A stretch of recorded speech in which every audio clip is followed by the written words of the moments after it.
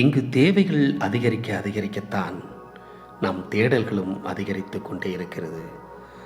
நாம் அனைவரும் ஏதோ ஒன்றுக்காக தான் ஓடிக்கொண்டிருக்கிறோம்.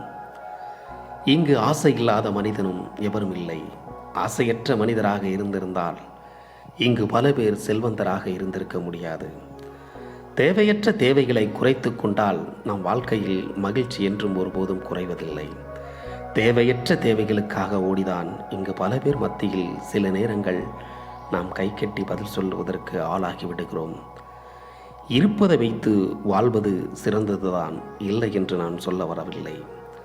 வாழ்வாதாரமே ஒரு கேள்விக்குறியாக இருக்கும்போது தேவைகளுக்காக ஓடுவதில் ஒன்றும் தவறில்லை.